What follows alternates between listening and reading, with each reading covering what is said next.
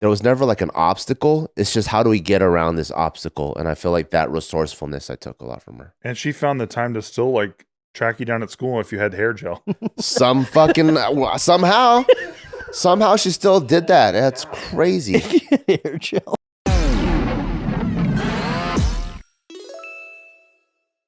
Welcome back to Careful Boys. Today, we forced Bart to say nice things about his mom for 15 minutes. What the hell? Usually, we go the other way. Okay. Yep. I do have some nice things to say about her. All right. She's very determined.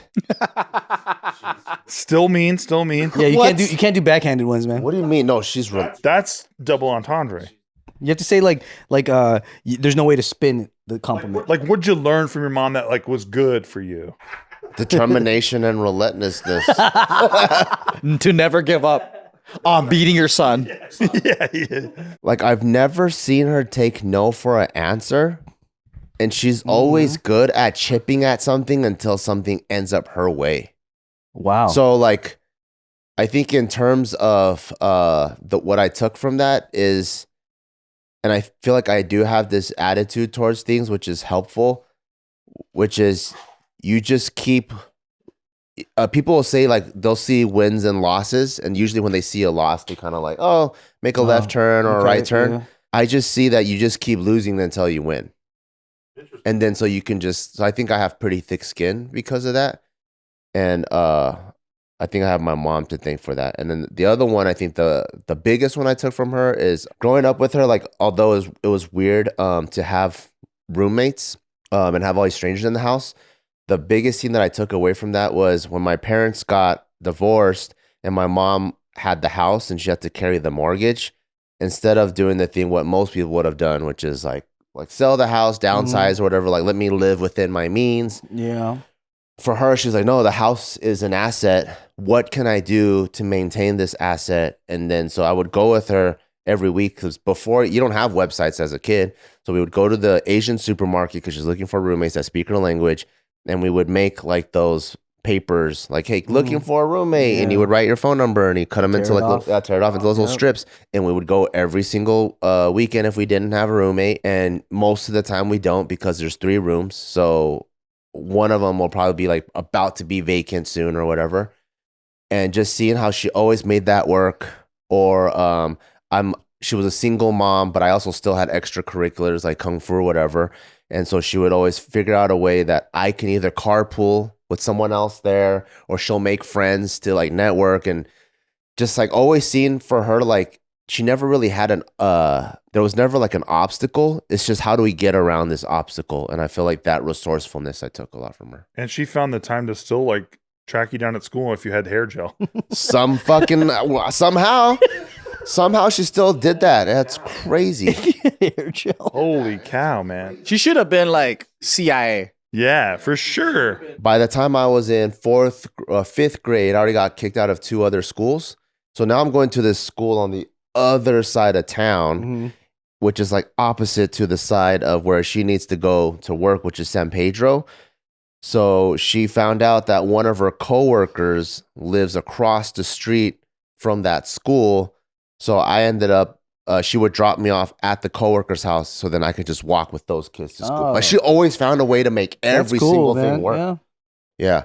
Like it was crazy to see her always just get creative and like, even with, I think the first taste that I had in I guess like semi real estate would be like when I got out of the military when I was 18 or 19.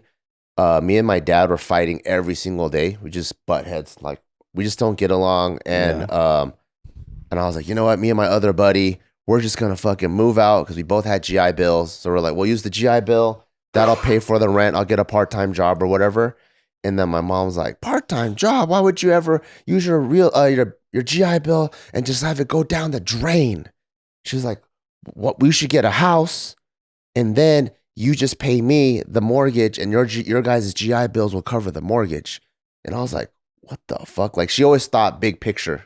That's sick. So your mom was the more financially savvy out of the two, between your dad and your mom? Yeah, and that's how we got 619. Like, she's a single mom on like single income. There's no way she could really own another house. But because she was like, wait, if you are gonna get another place anyways, why don't I get I have enough money for a down payment, but then you guys just pay the mortgage. And that was the house that like JK was born at. And like all that stuff. Dang. Yeah, I always just saw her like kind of like make shit work That's like that. dope. Yeah, so she's very resourceful. She house hacked it into 3 different units. How'd she house hack it? I lived in the garage, and then Bart lived in the front, and a gay ass Filipino man lived in the front. I don't remember living there. He had a daughter, but he's like, It was a 2-bedroom house that she added another 2 bedrooms to. And then she built the garage in the back. She converted that to a single bedroom. Oh. And then she built this drywall up so that she can rent it into like a duplex in the front and like another unit in the back. Whoa. So she literally split it. She split the whole thing. So now this current property, which she still has, makes like maybe like $5 or $6 grand a month.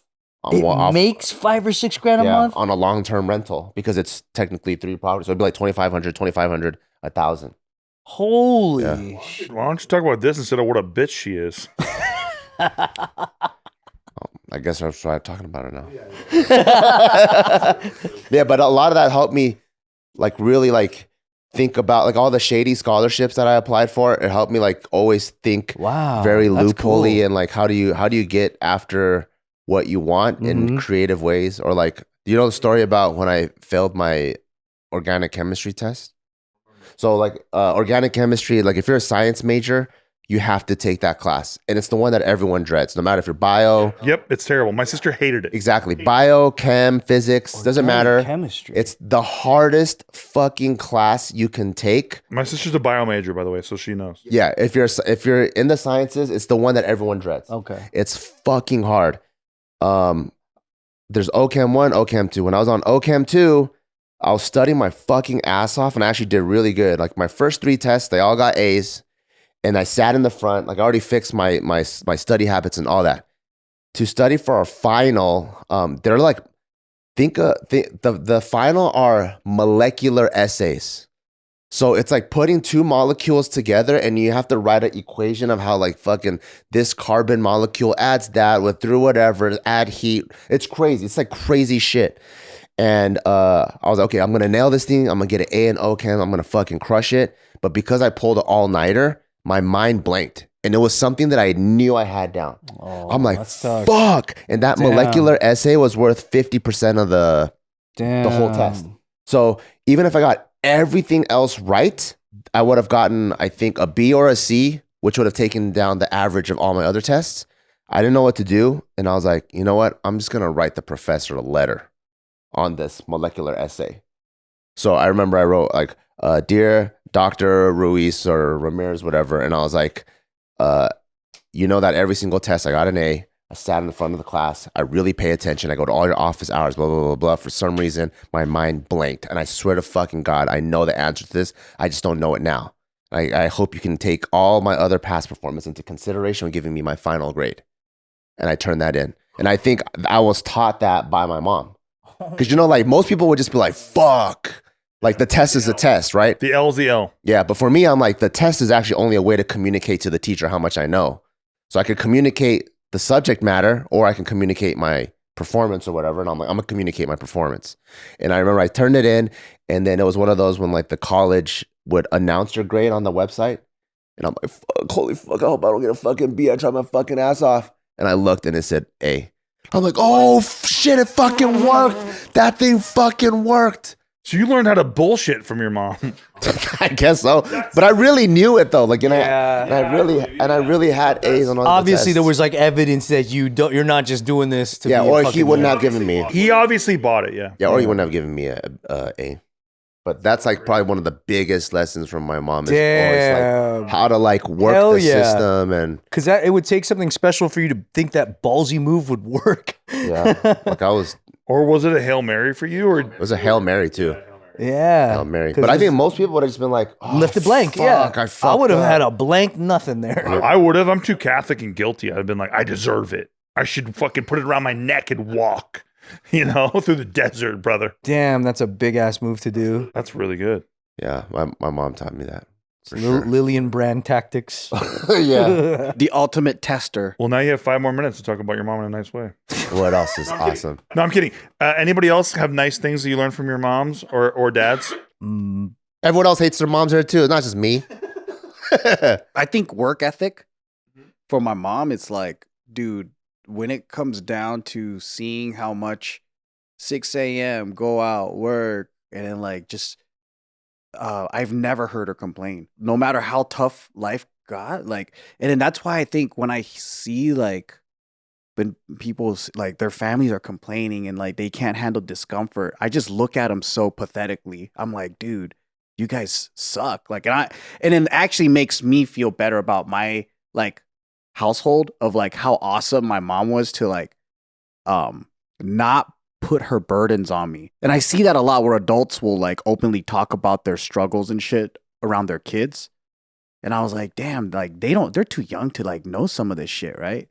And then so I think things were probably tough, but like she just powered through and then made sure like we could still have fun even though things got tough. And I think that's the cool thing is she didn't stay very she's very optimistic and she never stayed like depressed. You know what I mean? Like some people they get really like pissed off of the smallest shit. But for her, she'll get pissed real quick and then later on she's like, "You know what? There's this new restaurant in town. We should go check that place out." And then like we'll have dinner and then we'll talk about other shit. So she was really good at just like Distracting. Yeah. Focusing on better topics. You know what I mean? And then so my mind was like not always focused on such shitty life things. And it was just like, yeah, that happened. Okay, move on. Think about this. Think about that. And she's like, life's too short. You don't have to think about that. So I was like, that's a pretty cool mentality to have. Because then it's like teaching me at an early age, you can choose like what you think about. And when people like ruminate and complain a lot around me, I'm like, I don't like you. I don't want you to be around me. It's too much. Like it's too negative. And it's almost like you're weak because you don't know how to like shift your focus anywhere else. And that's what you choose to be addicted to thinking about.